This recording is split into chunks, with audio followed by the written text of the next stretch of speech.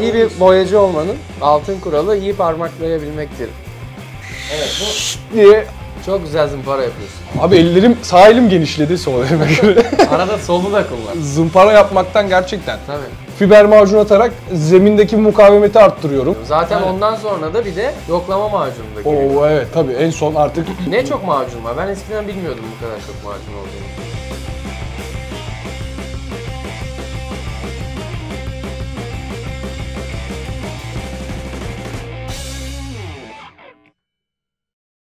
West Riders Custom'a hoş geldiniz. Çok hızlı. Onu yaptım özellikle. Bak.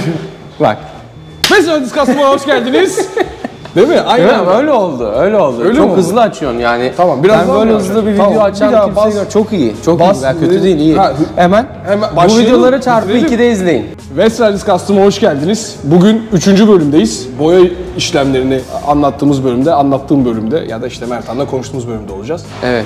Boya işlemini şöyle ufak bir şey yapalım. Zaten daha önceden boyadığımız bir boyaydı. Aynısını yeni yapılan çamurla uygulamamız lazımdı. Biraz Japanese flame diye geçer evet, değil mi? Evet. Yani Japon alevi. Japon alevi. Bir sürü alevin çeşidi var. Aynen. Yani çok seviyoruz alevleri. Logomuzda da zaten alev var. Her yerimizde alev var. Beni zorlayan bu da Japon stili. Alanın biraz dar olması oldu. Tabii ki de alanın dar olmasından dolayı, girinti çıkıntılardan dolayı macunda da zorlandım. Hadi gidelim bunları orada size anlatayım nerelerde zorlandım. Boya bölümüne başladık. Şimdi ilk fiber macun çekiyorum. Onun da sebebi işte üzerinde yapılan kaporta işlemleri, kaynak izleri, yani kaynak izlerini de kapatmak için kullanıyorum. Aslında daha mukavemeti arttırmak için yüzeydeki fiber macunu kullanıyorum. Ne kaynak izi ya? Kanka şimdi o şeyin kalın malzemenin etrafında kaynak vardı. Onu taşlamadın çünkü mukavemetinden incelmemesi gerekiyor. Çünkü bütün yükü o taşıyor. O yüzden orada da kaynak iziyle güzel durmayacağı için onları macunla kapatmam gerekiyordu. Aslında zemine fiber macun atarak zemindeki mukavemeti arttırıyorum ki macun ilerleyen zamanlarda patlamasın. Ondan sonra normal polyester macunla devam edeceğim. Yani şu an aslında bir kaba macun attım üzerine gibi bir şey. Kaba macun. Zaten evet. Ondan sonra da bir de yoklama macunu da geliyor. Oo evet tabii en son artık... Ne çok macun var. Ben eskiden bilmiyordum bu kadar çok macun olduğunu. Bu işe başladıktan sonra öğrendim. Bak öğren, bir sürü macun var. Bak çamurluk da yürüyor gördüğün gibi. Çamurluk da yürüyor. Şimdi araları, dereleri, her yeri, o işte kaynak izlerinin olduğu yerleri, bir yerden sonra makinenin elinle ya da takozla giremediğin yerleri küçük zımparalar yaparak falan zımparalıyorsun. Ya boya işinin en boktan kısmı zemin hazırlığı değil mi? Ve en önemli kısımlarından da bir tanesi yani. Şimdi polyester macunla burada parça olduğu için, yani bu benim çalışma stilim. Biraz daha parça parça gidiyorum. Yani yüzeyi yukarıyı bitirip sonra aşağıya doğru inip sonra bu yüzeyin arka tarafına devam edip, yani aslında çamurluğun üst bakıştan, top view'dan şey yapıyorum. Top view. Üstten bakışını düzenliyorum. Ondan sonra yanlarına geçiyorum. Çünkü üstten yanlara geldiğin pahları da, kalınlığı da iyi ayarlayabilmem gerekiyor ki oradaki geçişlerde de bir taraf daha kalın, bir taraf daha şey olmasın. Hava sıcak. Macun yani orantısıyla, sertleştiricisiyle girdiğin zaman hava sıcak olduğu için çok hızlı kuruyor ve düz yüzeylerim olmadığı, girinti çıkıntım olduğu için daha süremeden macun elimde kurumaya başladığı için de biraz böyle parça parça gidiyorum. Ama bundan sonra videonun uzun bir süresi macun çekmekle geçecek.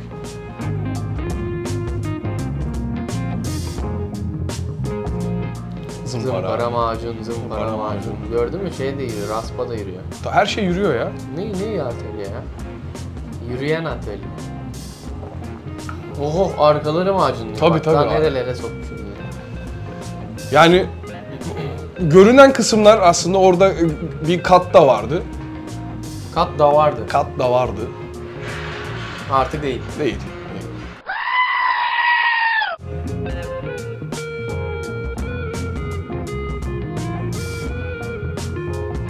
Çok güzel zımpara yapıyorsun.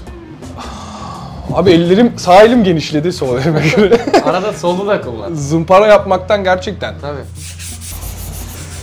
Parmakların falan genişlemeye başladı. Şeyden de, ergenlikten de gelen bir şey.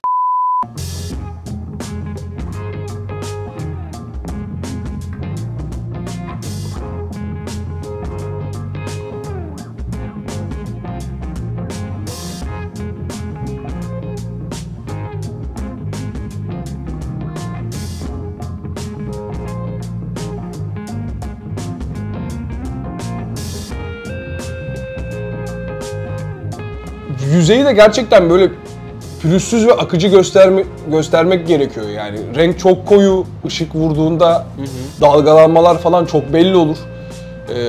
Onun dışında kalın bir kaynak vardı o şeylerin yanında, yan çıtaların orada. Onun akıcı bir şekilde geçmesi, daha yekpare durması gerekiyor. Evet. Ya bu arada macundan sonra hakikaten çok güzel oldu. Sakız gibi. Aynen, sakız gibi. Sakız.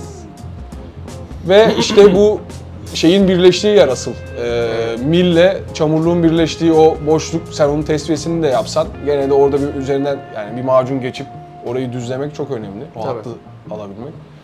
Peki şey fark ettin değil mi? Öyle parmağınla sürüyorsun abi, macunu. Mesela parmaklamak şart mı? Yani oraya kalıp yapabilirsin. Gene macundan kalıp yapılabilir. Yani bir işte... Ama sen şahsi olarak parmaklamayı tercih ediyorsun. Şahsi olarak parmağım tam oraya oturuyor abi. Evet, ve hangi parmağını tam olarak? Genelde orta parmağımı kullanmayı seviyorum. Daha kalın. Tam o boşluğa tam oturuyor. Şeye oturuyor değil mi? Tabii tam oraya oturuyor. Doğru. Ve onu böyle evet, bu diye iyi alıyorsun. Bir boyacı olmanın altın kuralı iyi parmaklayabilmektir macunu. Çünkü gerçekten takozun giremediği yerlere parmağınızla çok rahat Abi bunu hani belki doğru bulmayan vardır ama işte parmaklamayı mı? Parmaklamayı bak Gökhan geldi. Bir kere zaten şöyle bir şey var. Bu kimyasal ele zarar vermiyor mu acaba? Artık yani o iş geçti galiba. Yok abi ben şahsen elle yapamam. Elle diyorum. Eldivenle yapamam bu macunu. Ben de yapamam. Bir de abi yüzeyi gerçekten hissetmen gerekiyor. Yani bazen bazı parçalarda iki tarafa da macun çektikten sonra gözümü kapatıp böyle elimle... Tabii zaten önce parmakladıktan sonra gözümü kapatıp elimle... Yani gözle göremediğin şeyler, çünkü artık böyle işte alta attığın ilk fiber macun gri, demirin rengi var, macunun rengi var. Astar gelene kadar aslında bazen göçüklükler, işte ne bileyim dalgalanmalar, yüzeydeki bozukluklar belli olmuyor. Yani ve bir his önemli. Ya böyle bir ben mesela tercih ediyordum. Aynen. Tinerle boyayı karıştırıp fıs fıs onu sıkıp yüzeye bir tür kontrol tozu gibi yani. Onu yapabilirsin. İşte sprey boya atan var. Mat sprey boya atabilirsin. Evet. İşte baskat boyayı tinerle seyreltip atabilirsin. Ama asıl bunun olayı kontrol tozu diye bir toz var. O tozu da bulamadık hatta. Bunu alacaktım. İnternetten alacaktık. Sonra gidip sanayiden bulamadım. Elimle devam ettim. Astarladık. Astarladıktan sonra bu sefer yani attığım astarı da kalın atıyorum ki çünkü yüzeyde çok macun var ve astarı da tesviye yaparak aslında bir yerde yüzeyi onun kalınlığıyla da eşitliyorum. Yani sadece yaptığım macun düzledim değil. Kalın bir astar atıp orada da bir kat yaratıp macunu zımparalayarak da astarı zımparalayarak da yüzeyin tesviyesini daha bir düz ve yumuşak bir şey. Ya ki bence astar zaten zımparalanmalı ya. Öyle. Hani astar zımparalandığında gerçekten daha da böyle jilet gibi olur. Bu sefer üstüne yani her katı ne kadar kusursuz yaparsan finish o kadar daha kusursuz oluyor. Yani ilk attığım astar katı zaten bunu zımparalayıp yüzeyi düzlemeye başladıktan sonra yüzeydeki bozuklukları da görüyorum. Ona göre de zımpara yapıyorum. Tabii. Ve astarı da alıp macuna indiğim yerlerde oluyor. Tabii. Ve önceki macunlardan kalan ufak tefek işte toplu iğne başı kadar boşluklar, delikler gibi şeyler de kalıyor. Onları da şu anda aynen şu an yoklama macunuyla dolduruyorum. Bundan sonra tekrara düşüyor diye koymadım. Yani çekmedim videoyu ama bir kat daha astar atıp bu sefer daha ince zımparayla, yani ilk yaptığım 220 kum zımparayla yapıyordum. Çiziklerin izi kalmasın attığım boyanın katında diye. Bu sefer işte 400-600 gibi 400-600 kum zımpara gibi zımparalar kullanarak zımparadıktan sonra boyaya geçiyorum abi. Yani evet, tekrar bir astar atıyorum ama bu astar daha tinerli, yani daha işte 4'e 1 oranda girdiğim tinerli bir astar, daha ince bir kat. Yani o açılan yüzeyleri kapatmak için ve yoklama macunlarının da üzerine bir astar geçmek için attığım bir astar. Sonra zemin rengimi boyuyorum abi. Zemin rengimi boyadıktan sonra mumlu bezle siliyorum, üzerine düşen tozları alıyorum. Sonra bir kat vernik giriyorum. Yani bir kat dediğim ilk bir toz kat giriyorum. Ondan sonra 2 kat yaş giriyorum. Peki direkt çalışmayı yapıp alevleri bas kat boya üzerinde bitirip ondan sonra tek kat vernikle bitiremez misin mesela? Bitirebilirsin ama bence riskli. Evet. Çünkü yani bant yapıştıracağım üzerine, işte simetrisini alacağım, bir şeyler yapacağım. Yani üzerinde biraz aynen işte şu alev böyle mi gelsin, şöyle mi gelsin? boyanın üzerinde bunu yapmak biraz riskli. Onun için yani aslında bir save ediyorum. Boyayı save etmek bu. Zemin rengini atıyorum, üzerine verniğimi atıyorum. Ayrıca şöyle de bir işime yarıyor. Burada attığım vernik ve şu an yaptığım zımpara gene bir yüzeyi düzlemek için yaptığım bir tesviye. Tabii. Yani bu sefer attığım, hani boyayı attım, üzerine vernik attım. İster istemez portakallı bir yüzey oluşuyor. Burada 800 kum ıslak zımparayla yüzeyi düzlüyorum. Yani daha düz bir vernik yüzeyim var. Verniğin tesviyesini yapıyorum.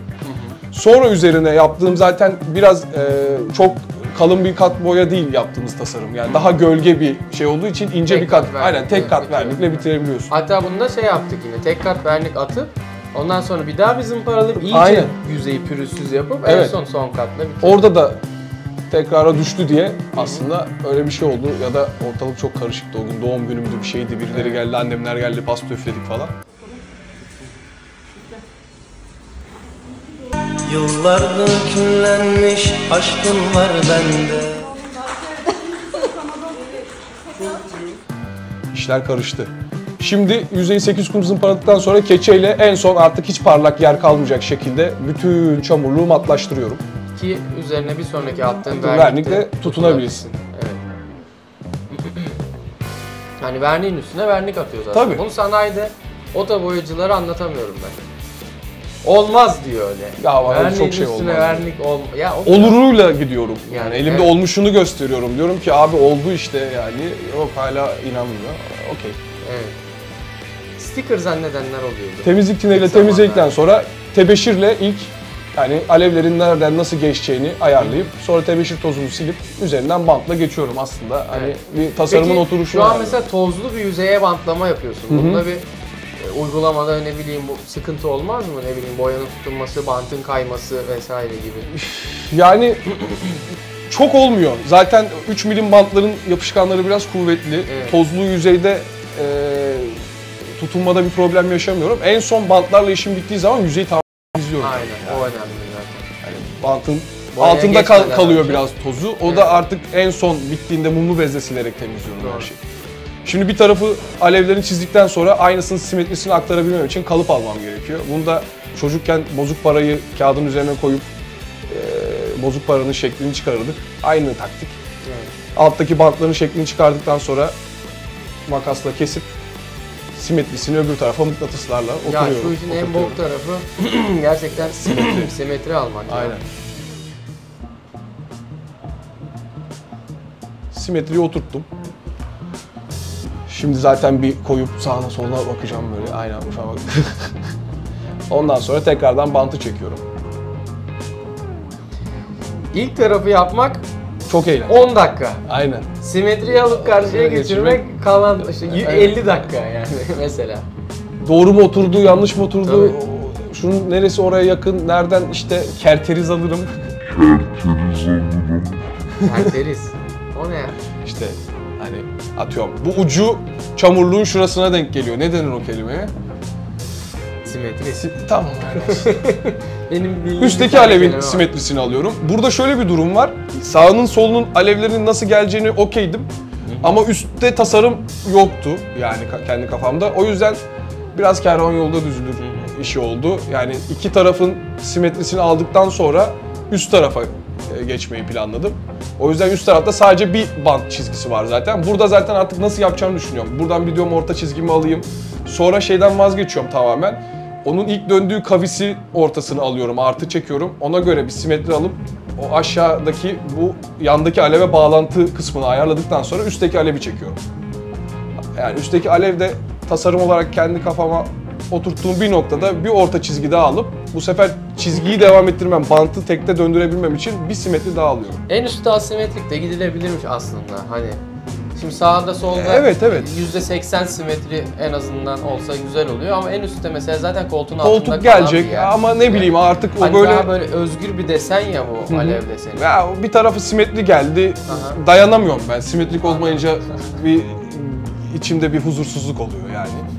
Ondan tekrardan simetrisini aldım. Bantlar kaymasın diye dönüş yerlerini ve uçlarını çok bantlıyorum. önemli. O çok önemli ya. Kışın, yazın fark etmiyor abi, kayıyor yani.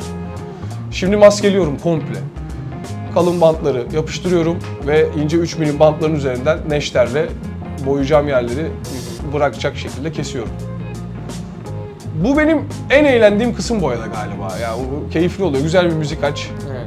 Bunu bantla ondan sonra Evet, burada burada temizlik, boyadan önce temizlik tineri ve mumlu bezle yüzeyi temizledikten sonra bunu airbrush'la da yapabilirsiniz. Ben 1.0 tabancayı kullanmayı, el alışkanlığı daha çok seviyorum. Gölge tabancası diyorlar. Gölge yani. tabancası. Evet. Sanayide daha çok rötuş tabancası diyorlar. Çünkü çizik yeri küçük bir yer boyayacağı Evet. için düşünüyor. Ama ben yani bunu bu tarz işlerde kullanmayı seviyorum. Bantların yani alevlerin, desenlerin dışarısından boyayı vurdurup içeri hani ortaları Ortayı boş boş bırakıyor. kalacak Evet. şekilde. O da ister istemez zeminim koyu olduğu için ve attığım boya tinerle iyice seyrelttiğim için yani kapatmıyor ve bir ton geçişi sağlıyor o bant. Bir ghost flame Evet. de deniyor aslında bu şeylere. Mesela bak bakın alevlerin ortaları daha böyle boş. Oraya gölge düşmüş boya sadece. Kapatmıyorum onu, Ghost bilerek flame yapıyorum. olarak da bakabilirsiniz. Sonra vernik atıyorum. Bir tur daha zımparalıyorum. Evet. Sonra bir kat daha vernik atıyorum. Artık tekrara düşüyor. Yani göreceğiniz görüntü gene ben orada tulumla böyle yapıyorken göreceğiniz için. Son bitmiş finish halini koyacağız.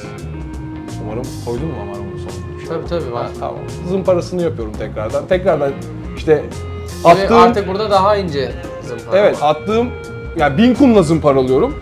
Bir de şöyle bir durum var. Attığım krem renk boyayı yani boyadığım alevlerin boyası az da olsa bir kat farkı yaratıyor. Onu O katları eşitliyorum ve yüzeyi düzledikten sonra tinerli bir vernik atıyorum ve zaten yüzey tertemiz çıkıyor.